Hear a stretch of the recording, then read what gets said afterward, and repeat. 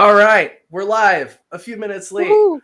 I apologize. Technological difficulties. That is 100% my fault. Well, it's my computer's fault because it decided that I need a software update. As I was like, you know what? I should restart my computer just to make sure everything works right. And then that just went down this whole path. Not great. So hi. Hi. Shong och pongwich et. That's my name is Shong in Klingon. Shong is the Klingon name that I have chosen for myself. And I am here with the lovely Melissa. Hello. Hello. So we're gonna learn some Klingon basics here. Okay. Obviously, Klingon is a fully fleshed out, expansive language. The vocabulary, depending on how you count, is like 4,000-ish words. If most people in their native languages know about 10,000 words of vocabulary, so it's obviously not quite on the level of like English or Spanish or French or Chinese or Japanese or any of the sort of like natural human languages that we have. But there's a way to talk about pretty much everything. So the first thing that I'm going to do, I am going to share my screen so you can see my presentation.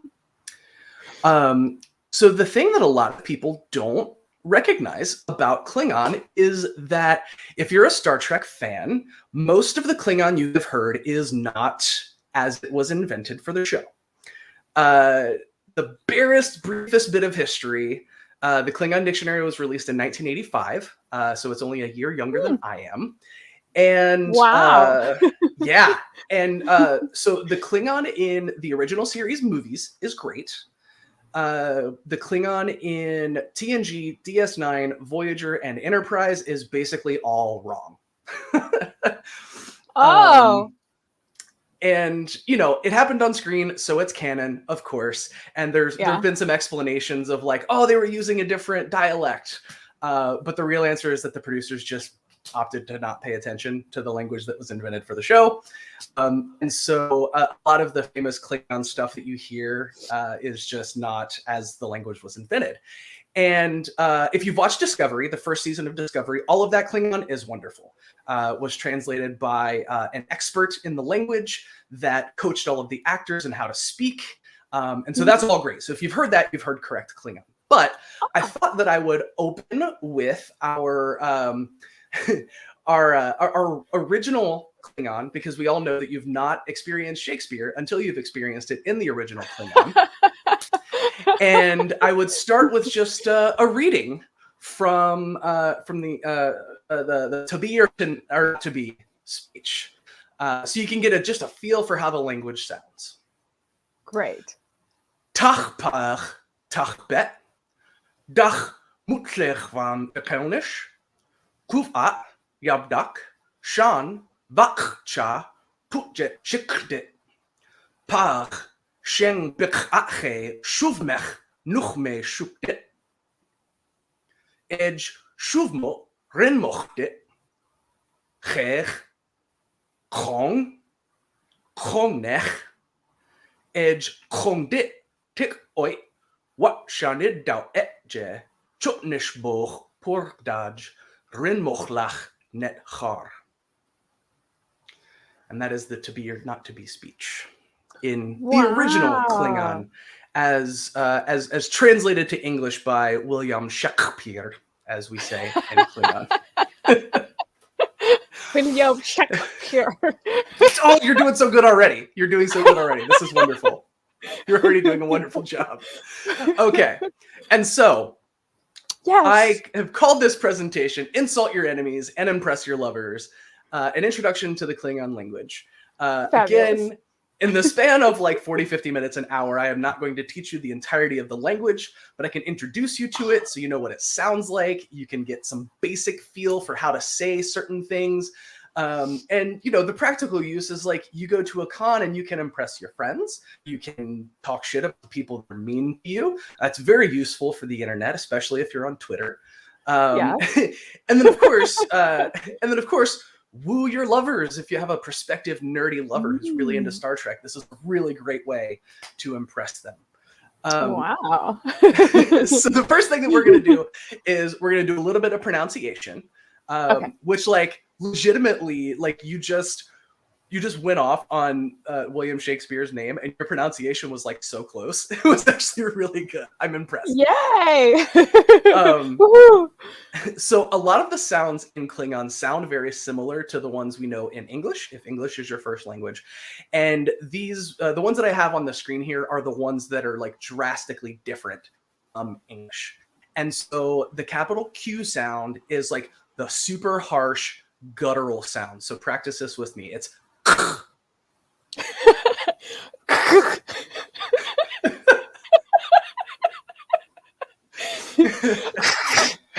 My computer's gonna be wet by the end of it. Yes. Napkins are good. I should have put that at the top of the thing. Have napkins ready. And that's as in qghwl, which is the Klingon verb for to think. The lowercase q is very similar to an English K sound. The difference is you want to press the sides of the tongue against the top of your mouth when you say it, and so there's like a hollow mouth sort of sound to it. So it goes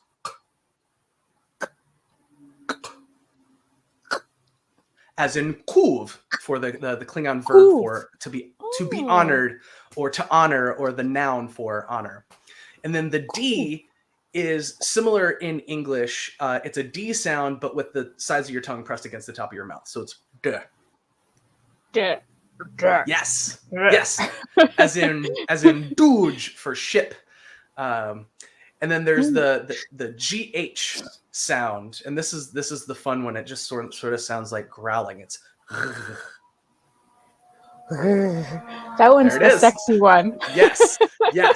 You can just make that sound at a Klingon, and they'll be into it. Nice. And that's Where's as in Worf? Right. And that's as in for the Klingon word for a baby. There's the capital H sound that is the slightly less harsh version of the Q. It's as in for to kill. That's it. Then you have the NG sound. This is exactly as it is in English. The thing that throws a lot of people off about it in Klingon is that it often comes at the beginning of a word. And in English, that doesn't really happen very often. In other languages, it does. But in English, it's pretty rare. I actually can't think of a word off the top of my head. So it comes very natural in like an ing at the end of a word in English. Huh. So you just kind of take that and move it to the front of the word. So, as in wrong. Yes. You're doing so great. And then there's the TLH sound. This one is really weird. It's almost like a TS with the sides of your tongue against the top of your mouth, and you just force air through your mouth. So it's there it is, as in cut, the Klingon word for Y. Mochi's made that sound before. Yes, if you're a cat, or if you have a cat, you're probably familiar with this sound. And then the last one is an S, which is again very similar to English, except with the sides of your tongue against the top of your mouth. So shh, as in shush. Yes. Shush. And realistically, if you're in a group of Klingon speakers and you do those sounds slightly wrong, like you do a D sound like an English D, you'll probably be understood, but everybody will know that you're not quite doing it just right. And then the last one to know, and this is super important. We know that Klingons love apostrophes, right? This is a thing. Mariner called it out in Lower Decks. Klingons just love apostrophes, and they seem to be in random places. But in Klingon, they're not in random places. In the actual Klingon language, the apostrophe is a letter. We call it a qaghwl. And qaghwl. Qaghwl. Yes. Qaghwl. Yes, exactly. Okay. And to illustrate the difference, we have here Qotnosh, which is the name of the Klingon homeworld. Wait. Qotnosh. Qotnosh. Yep. Or Qonosh, which is a noun that means a journal. Oh, konosh. Konosh. There it is.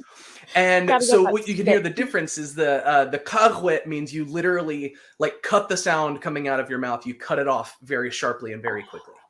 So konosh. Yes. Konosh. And it sounds even cooler if you just like go out of your way to sound super tough like you just did. It's wonderful. Nicely done. So those are in English, pretty much everything else that you are familiar with sounds and is read the same. There are some things that are a little different, but we would be getting a little too in the weeds to get there. If you read the rest like English, you will at least be understood, even if it's not 100% correct. Again, introduction, right? Yeah. So, basic grammar. In English, we use subject, verb, object, right? And that's just a fancy way for saying like the person or thing doing something is first, and then you say what the action is, and then you say what or who the action is being done to, right? So I watch Star Trek. I am the subject. Watch is the thing that I am doing. Star Trek is the object. Star Trek is the thing that I am watching, right? Right. And I play games the same way, right? That's like the most sort of basic distillation of English grammar. Subject is first, then the verb, and then the object. In Klingon, it's backwards from that. So you name the object first, then the thing that object, the action that is the object is the recipient of, and then the subject. Right? And so to illustrate that, we have Worf, in Klingon, it's Wotriv, Choch, the verb, which means to kill, and Durash, who is Duras, right? Yeah. And so we want to say Worf kills Duras. So the simple way to construct that in Klingon is Durash Choch Wotriv. Durash Choch Wotriv. What is difficult? It is Wotriv. Wotriv. And you roll your R's in Klingon too, like in Spanish. Yeah. Yeah. Yes. All right. So let's go word by word. Durash. Choch. Wotriv. There you go. You got it. Durash. Wotriv. Okay. Now this is time for practice, right? Let's see if you can put these together, right? So in English, I want to say Duras betrays the Empire. On the slide here, I've got the words for all of that. So try to put that sentence together in Klingon. Okay. So forgive my pronunciation. Absolutely. That's why we're here. What mock Durash. That was actually really good, except the GH, make it a little softer. So wo mag Durash. Wo mag Durash. Wo mag Durash. There it is. Durash. There it is. Wo mag Durash. There it is. There it is. So let's try the next one. My batleth kills my enemy. So just to give pronunciation, betlechwij, my batleth, choch kills, jahwit, my enemy. So put that sentence together grammatically. Jahwik, choch, batlet. How do you say batleth again? Betlech. Betlech. Betlech. Betlechwij, my batleth. Betlechwij. There it is. Try the next one. Worf eats Targ. Oh, that's so mean. It's what the Klingons do. Who are we to judge?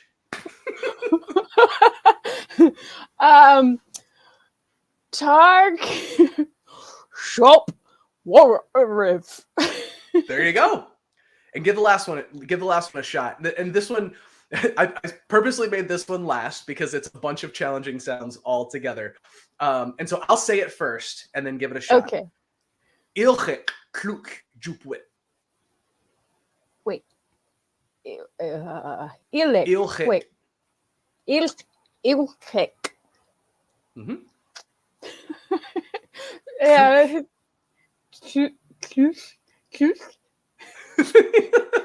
It feels very silly when you do it at first. I don't know. Jupwit. Jupwit. Jupwit. My friend drinks blood wine. Oh. That was good. Everybody watching, please give Melissa a hand. That was wonderful. That was very nicely done. Have some love in the comments for Melissa. I can't. You're doing wonderfully. Yeah, it's fun. All right. So the next bit of basic grammar to know, and again, this is very, very basic. In English, when we're denoting subjects and objects, right, we often use pronouns. So like, I hit him, I said it, that sort of thing, right? In Klingon, you don't necessarily use pronouns that way. In Klingon, you usually use prefixes attached to verbs to denote who is doing the thing and what the thing is being done to. And this is just, there are a total, I think, of 31 verb prefixes that all denote different combinations of like, I do something to him, I do something to them, I do something to it, you do something to him, you do something to them, you do something to it. Like every combination of first, second, and third person, singular and plural, there is a prefix for. So obviously not going to go over all 30 of them here, but just a thing to know they exist. Yeah. At the very end, I'll have a resources thing where you can go and you can look these up. There's a very easy, like, quick reference thing you can look up, and if you use them often, it becomes natural. Gotcha. But just the very basic. So shop is the Klingon verb for to eat. To eat. I like shop. Yes, shop. And the thing about Klingon is grammatically every verb has to have a prefix attached to it. Now, if you notice in the previous slide, all the verbs were just the verbs by themselves, right? So choch is to kill. Right. What a fun thing about Klingon is that there is a null prefix. So it's kind of hard to explain, but if there is no visible prefix in front of a word, that automatically means a third person singular or plural subject and object. So to play that out into an example, j is the word for I with no object. So jishop is I eat. Bishop is you eat. Shop is him, her, singular, they eat, or plural, they eat. And depending on context, it can also mean he, she, singular, they, plural, they eat, him, her, it, singular, they, plural, they. So any combination of third person is what is implied without that. And you usually use nouns to disambiguate the context there, right? Like you would have a noun saying what is being eaten and who is doing the eating. Like Worf and the Targ. Like Worf and the Targ, yes. Gotcha. Mashop is we eat, and shushop is you all collectively eat, like you plural eat. And so that's just another thing to be aware of. Okay. And Faith asked if there are any Earth languages like that, and the answer is yes. My understanding is that there are several Native American languages that use prefixes in this way. My understanding is that when Mark Okrand invented the Klingon language, he just kind of took a bunch of the like more rare characteristics of Earth languages and like combined them all into a language. So like there's nothing in Klingon that doesn't exist in human language somewhere. It's just like a mishmash of a bunch of the different like less common characteristics. That's so cool. Yes, it's very, so very cool. neat. All right. And then another note about just basic grammar, which again, I'm not going to go all the way into. Part of the reason we can't really say like how many words there are for sure in Klingon is because it really depends on how you count. Because you can use suffixes and on nouns and verbs to change their meanings. So you can say, for example, the verb choked is the verb for to murder. That's a verb. You can turn that into a noun by saying chokwit, one who murders. So murderer. So is that one word or two words, right? It just depends on how you count it. And so that's one of the things that makes Klingon very versatile, and why, even though the base vocabulary is comparatively low, it's really easy to talk about a lot of different things. You just kind of have to think about creative ways to do it using suffixes. Order matters. There, see on noun, it says there are 5 types, and verb, there are 9 types. If you use more than one suffix on a word, they have to go in a specific order, or it's grammatically incorrect. And there's another class of verb suffixes called rovers that it would probably take me an hour to explain exactly how they work, but we'll just say those suffixes go where they need to for their intended effect. And I can, for example, a very quick example of that is the suffix bet, which means not. So you add that to a verb and it means not that verb. So I know is jashov. I don't know is jashov bet. Jashov bet. Right. So if you add another suffix to the end of that, bet is a rover that can move around and it'll modify the word differently based on where it is. And so there's a verb suffix that says chu, and that means like perfectly. So if I said jashov chu, that means like I perfectly know. I very well know this. Right. And so I would use that verb to describe something that I'm very, very good at. Like I would say, Vin jashov chu. I know coffee very well. But if you wanted to say something like, if you wanted to sort of water down the meaning of that and say like, well, I know it, but not super well, you can say jashov chu bet.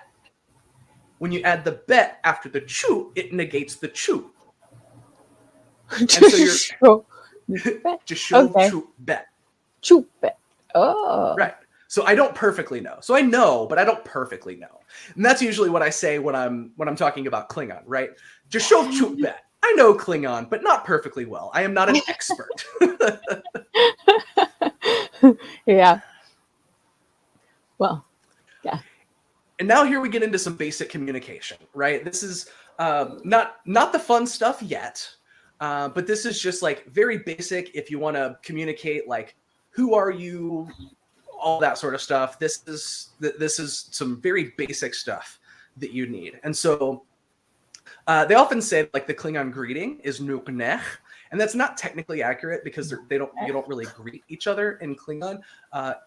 Because the Klingon language is based on the Klingon culture, right? Klingons don't stand on ceremony. Klingons don't do small talk. So you walk up to someone, and the first thing that person says to you is nuknech, and that literally means what do you want? Like, why are you talking to me? So give that a shot. Remember the lowercase q, k, and the uppercase h, nuknech. Nuknech. Perfect. Nuknech. Yeah. And you can say shochiv. Who are you? Do that one again. Shochiv. Shochiv. Yes. Who are you? Who are you? Shochiv. And then when you are answering that question, you would say whatever your name is, and then jich.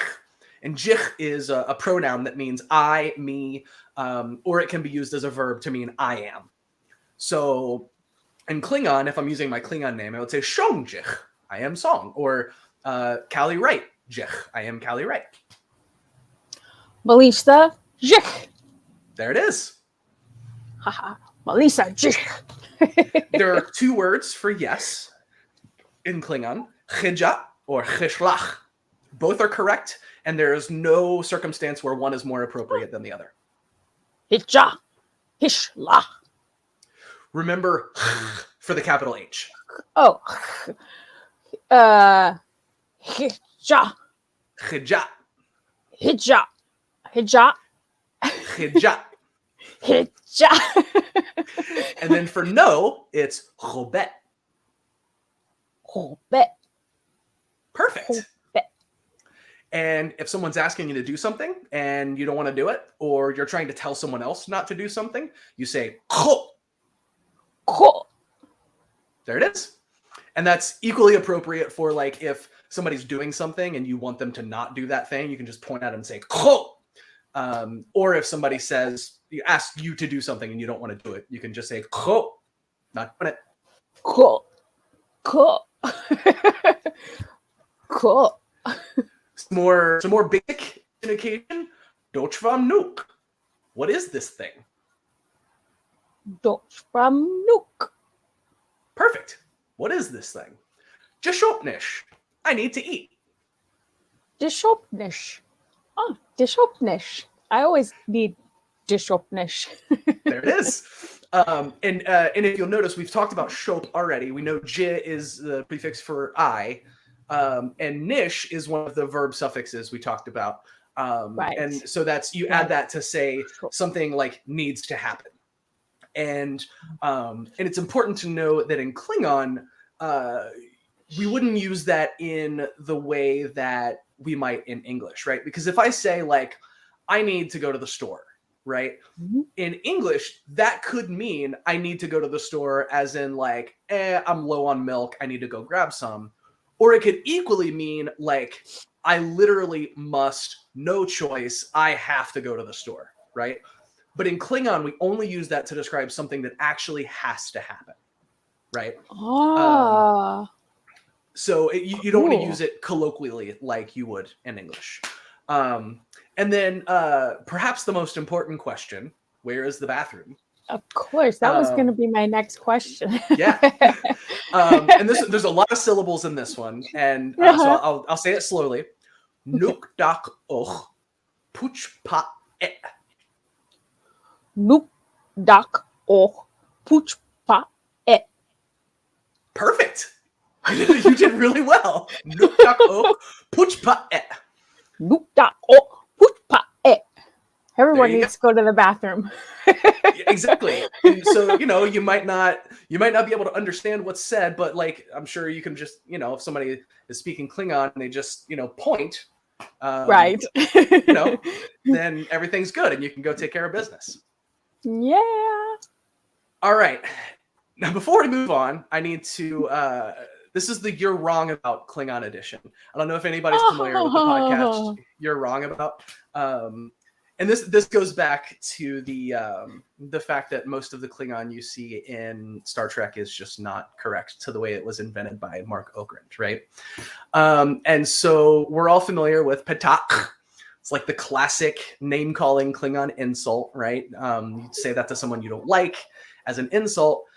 In the show, they just say patak, and that's not the correct way to say it. Because remember, the capital Q, what does that sound? Do you remember? No, I don't. It's the super harshest guttural sound. Oh. Patak. Patak. Perfect. And then everybody's familiar with kapla, except they always say it in the show like kapla, which is, again, not correct. Kapla. Kapla. Perfect. So it's got the super guttural sound at the beginning, and it has the qaghwl at the end, so the fast cutoff. Kapla. It kind of makes you do that thing at the end. Mm-hmm. Kapla. Just because it lends itself to that sound. Well, and you'll notice when the last syllable in a word ends in a vowel, almost every time in Klingon there's a qaghwl at the end. Not every time. And in fact, it's rare enough that it feels weird when there's not one there. So it's something, as you practice vocabulary, it'll become muscle memory that like when there's a vowel sound in the last syllable, your brain wants to do a qaghwl there, and because most of the time that's correct, but it's not always. Like the word for who is the word for zoo. I always want to say who, and I forget what that is off the top of my head. And then the last one, and this one's a little bit of a deep cut, but it's one that we laugh about in the Klingon speaking community all of the time. So if you remember the episode The Bonding, where the kid's mother dies on an away mission and Worf is like trying to be his bud. Oh. And they're like fighting against that life form that like creates the false home or whatever. And so at the end they do this bonding ceremony and Worf says a bunch of stuff in Klingon that's all wrong. And one of the things you hear Worf say is sos ji betlech so, which how they did this, you can tell if you know the way Klingon grammar works. So shosh is the word for mother, jich is the word for I, bak is the word for honor, and shoch is the pronoun for you.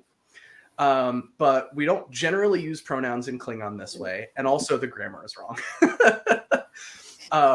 So yeah, just not a thing. It's supposed to be mother, I honor you. Right. But that's Okay. Shoshwit kakuvmoch is how you would say that in Klingon. Shoshwit kakuvmoch. I honor. Yes. And that's literally my mother. I cause you to be honored. Fun. All right, so here's the fun stuff. And we're gonna learn how to talk shit. Yeah. Ouch. There are many ways to be vulgar and insult people in Klingon. And so we broke it down to just a few, and you want to practice just these few, right? So you can like get them right and be cool. So we already know patak, right? Everybody knows that one. So I left that one off because everybody knows that one, and I just kind of went over how to pronounce it. So we've got that right. So yes, Faith, Discovery Klingon is fantastic. Wonderfully translated and wonderfully pronounced by the actors. Cool. They very, very much took it seriously. Quick tangent. Mary Chifo did a talk for the Klingon Language Institute's online meeting a few months ago, and she went through the whole process of like learning how to say all her lines in Klingon. And the person who was doing the interview was the person who did all of the translations and a bunch of the dialect coaching. And so they were talking about the sort of process, and it was something they really put time and effort into, which is why it's fantastic. The translations are great and the pronunciations are great. So yeah, Discovery Klingon is fantastic. So this is a classic insult, because obviously in Klingon, family is everything, right? So if you want to insult someone's mother, do so at your own risk, of course, because if there's a batleth around, you might live to regret it. But you say chab shoshlit kuch, which means your mother has a smooth forehead. Chab shoshlit kuch. Kuch. Yeah. Kuch. Yeah. And now, given our grammar talk and knowing what that sentence means, can you parse which word means what? Chab is forehead? No? Okay. You know what? This is a bad example. Oh, wait, no. Never mind. Forehead is kuch. Yes. Kuch. Yes. Okay. And I will say that this actually uses a grammar rule I didn't go over, so that was an unfair question. I apologize. Chab shoshlit is a noun construction, so that chab shoshlit is your mother's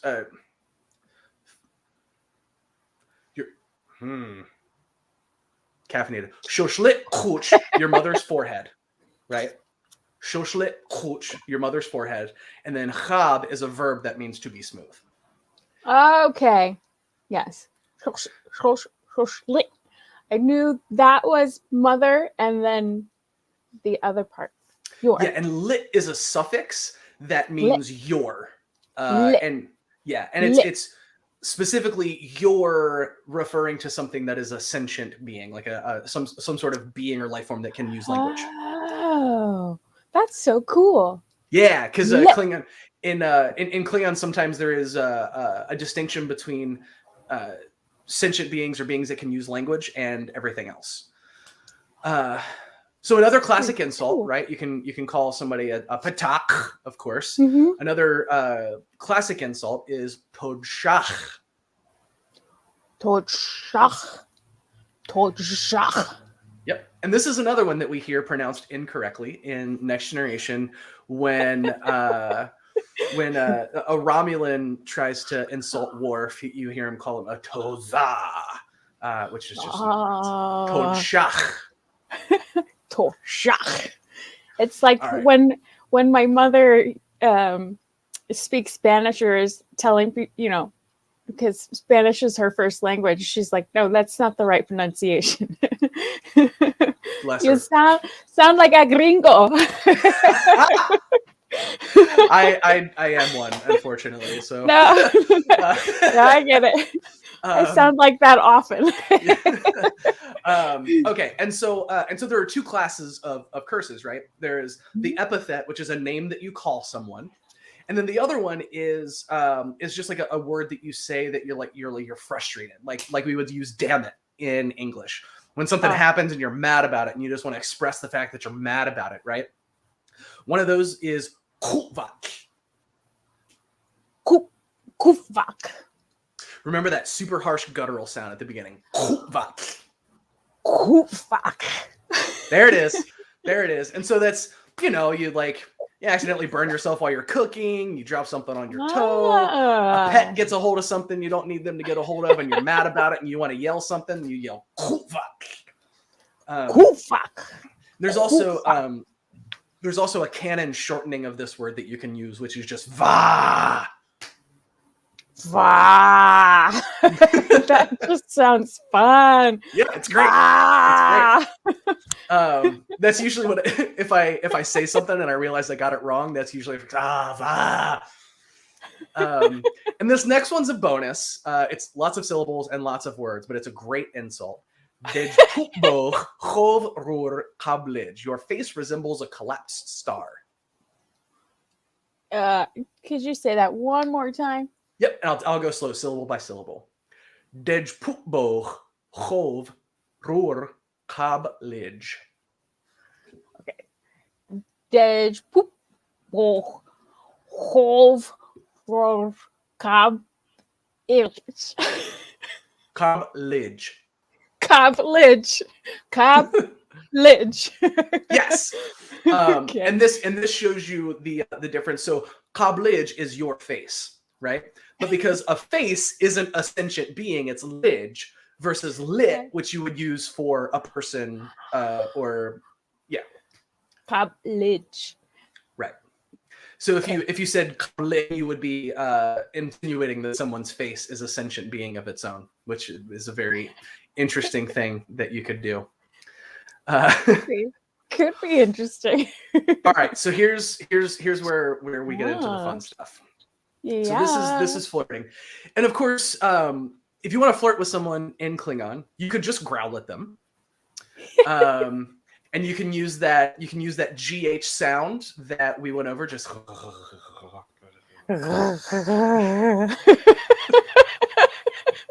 that's great. You're doing wonderful. Quark should have just done that to Grilka. It would have been. instead of using all the badly translated Klingon Worf taught him. He was raised by humans. That's fair. So you can start by saying be'ich-ku. Be'ich-ku. And that just means you are very beautiful or handsome. In English, like beautiful and handsome has kind of a gendered connotation. Like not always, but sometimes it's used in a gendered way. In Klingon, it's not. Ich just means like beautiful, handsome, attractive in the way that we would use attractive in English. So be'ich-ku. Ku. Be-ich. It's an I sound. Be-ich. Be-ich. Ku. Yeah, there it is. And just sort of break that down. Be is the prefix that means you, right? So like whatever verb I'm referring, like you are doing whatever the verb is. Ich is to be beautiful or handsome, and ku is a way that you can emphasize the verb. So if it was be-ich, you're just like, you are beautiful, you are handsome. Be-ich ku, you are very handsome, you are like extra handsome or extra beautiful. And then when you're ready to get down to business, manga chuk danech a. You want to have sex? Manga chuk danech ach. Danech a. Danech ach. Danech a. Perfect. Try to put it all together. Manga chuk danech a. Manga chuk danech a. Oh. Danek. Danek. Danek. Oh, wait. Okay. That one's got me yeah. It's hard. Well, this is the verb for to have sex, not chuk, starts with that ng sound. Which again, if English is your first language, it's very awkward to have that sound at the beginning of a word, and so it takes some getting used to. Chuk. Yeah. Danek a. Yeah, and so ma is a prefix that means we. Nachuk is a verb that means to have sex, and danech a means do you want it. And so this is again, like it's kind of hard to. Again, it would take me a long time to explain the full grammatic stuff behind this, but basically this is two sentences. Manga chuk is just we have sex, and then danech a is a sentence that means do you want the thing that comes in the first sentence. Manga chuk danech a. Danech a. And then if you want to be really cool in Klingon, you can say bevil cool, which just means like you're really cool or you're really chic. Bevil cool. Bevil cool. Remember the qaghwl at the end. You got to cut off that U sound very quickly. Bevil cool. Bevil cool. Wonderful. And the fun thing with this is, so be again is the verb prefix that means you are doing whatever the verb is. Ku is the emphasizer, right? So you're very whatever the verb is. And vil literally in Klingon translates to ridgy, as in a very ridgy forehead, right? But colloquially, in a slang way, that term is used in Klingon like we say somebody is cool in English. Because, of course, in Klingon, the ridgier your forehead, the cooler you are. Of course. Not like those TOS Klingons. Right. Vil bet cool. Chab cool. They are not ridgy. They're very not ridgy. They're very smooth. And another one that I'm just now thinking I should have put on this slide is another one that another great one that you can use is chechop. Chechop. And that is giving someone a command to bite you. Chechop is literally bite me. Wow. In a fun way or a not fun way? I think for Klingons, there's no such thing as a not fun way. Oh.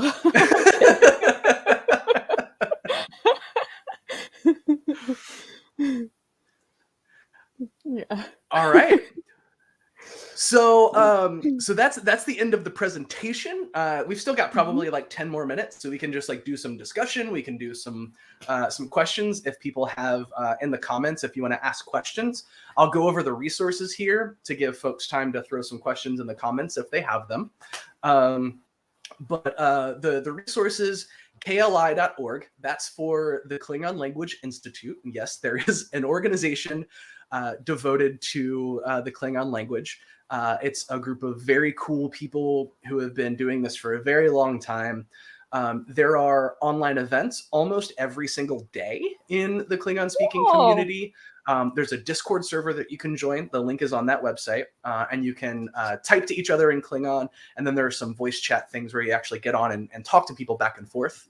There are also like Zoom meetings, all kinds of stuff on the calendar. And the events are all free. You don't have to be a member of the KLI to come to the events. It's very, very cool. Cool. And Memrise is a flashcard app that you can use to acquire vocabulary. And there are tons of Klingon courses on Memrise. It's a very, very cool app. It's what I use to learn vocabulary. The only catch with Memrise is that if you just download the app and you go looking for it, you won't find the Klingon stuff. You actually have to go into a web browser and go to memrise.com, sign in, and search for it. And then once you're subscribed, you go back to your phone or your iPad and all the courses will be there that you subscribe to. No idea why they did it that way. It feels like a very silly design decision, but that's where it is. Cool. There is, of course, a Duolingo course. I think most people probably know there's a Duolingo course. Wow. The Duolingo course is wonderful. It's made, again, by people who are experts in the language. The platform of Duolingo actually keeps it from being as good as it could be. But that's not the fault of the people making the course. It's the platform of Duolingo is not really made for a language like Klingon. For example, like in Klingon, the capital Q and the lowercase q are different letters, right? The way the Duolingo platform is made is it still just thinks that capital letters only come at the beginning of a sentence. So sometimes the capitals are off. But again, that's the fault of the platform, not the people who make the course. The people who make the course are experts in the language and very thoughtful, and they put so much work into it. And it's still a really great resource. And then, of course, the Klingon Dictionary. That is the original book, the source where the grammar rules are laid down. It's not a great resource for learning on its own, but I do think it's sort of required reading because a lot of the basics that I laid out are gone into in way more detail there. So you'll have all of the verb prefixes, all of the suffixes, the grammar rules, numbers, time markers, all of that sort of stuff. It's all in it. And then there's about 500 or so words of vocabulary in that you can learn. And then there's Klingon for the Galactic Traveler, which is basically another one. It gives us another few hundred words of vocabulary. It also talks a lot more about how the language works culturally. We get a lot more words for like cooking implements and music instruments and that kind of fun stuff in KGT. And it also goes over some sort of like extra like disambiguation of grammar rules from stuff that the Klingon Dictionary wasn't super clear on, like questions that came up. Because the Klingon Dictionary was never actually intended to be a full-on learning resource. Mark Okrand literally wrote it with the idea that like that'll be a cool thing to have on people's shelves that they'll show their friends when they come over, kind of thing. He didn't actually intend for it to become the thing that it's become, which I think it's wonderful. I think it's great. Yeah, it's awesome.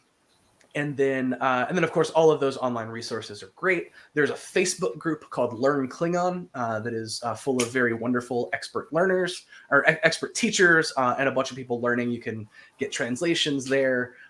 Very, very fun stuff.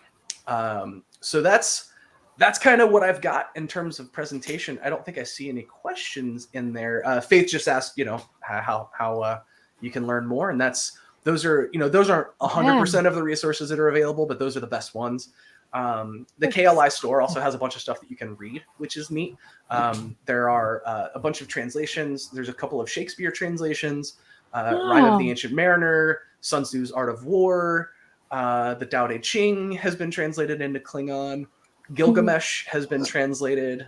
There's an original novel entirely in Klingon. That is absolutely incredible. Yeah. So all very good stuff. So amazing. Melissa, do you have any questions? How do you say the captain's log? So captain is Hod. Hod. I am not remembering the word for log off the top of my head. I can find it for you. You would just use Kronos for that. So remember the beginning I had Kronos, which is the Klingon homeworld, Kronos, which is journal. So you can just say Hod Kronos. So captain's journal. Hod Kronos. So one of the things that makes the thing that's easy for English language speakers to learn is like noun phrase constructions. So captain's log, captain is a noun, log is a noun, and you just put them together, and it implies that like one is the object of the other, right? So chod konosh is the captain's log. If you wanted to say the log's captain, konosh chod, you would just put them in a different order. I don't know why you would say that, but and that's you can do a lot of fun constructions like that by stringing nouns together. So the example that is coming to mind off the top of my head is I play roller derby, right? And I was talking with some other Klingon speakers, like, how would I talk about playing roller derby Klingon? Because there's no Klingon word for roller skate. As far as we know, Klingons don't roller skate. That would be fun, though. Yeah. They would be great at roller derby. Oh, absolutely. Absolutely. It's a very Klingon sport. Yeah. So what was suggested to me, I didn't come up with this. My friend Hugh actually came up with this. Rukwak, which literally means wheel shoe. That's just cool. a noun phrase, wheel shoe, rukwak. And if you say that to somebody else and they hear wheel shoe, oh, that probably means roller skate. And what we came up with for roller derby is rukwak vesh, which literally means wheel shoe warfare. Yeah. So, yeah. Nice. Well, this was awesome. You were such a good student. You did a really good job. Thank you. I am proud of you. It was so much fun. Thanks. I have to work on my. Oh, what? Kavan means I honor you. Oh, Kavan. Kavan. And yeah, I mean, so Klingons don't say thank you the way that. This is a debate in the Klingon speaking community because there is a verb for to thank. So you can say qaghwl, which means I thank you. But because Klingons don't do decorum or politeness in the way that humans do, there is some debate on whether or not it's technically proper to use that verb that way in Klingon. Because in Klingon, it's a very literal thing, right? So if I said qaghwl, it might imply that I'm actually taking some sort of action to thank you, right? Like at the end of this presentation, I'm giving you an award to thank you. I would only use that verb in that way, if that makes sense. So most Klingon speakers don't use qaghwl as thank you, but you can say kavan, I salute you, or you can say kakuvmoch, which means I honor you, something along those lines. Yeah, kakuvmo. I like that one. Kakuvmo. All right. Pit. That means done.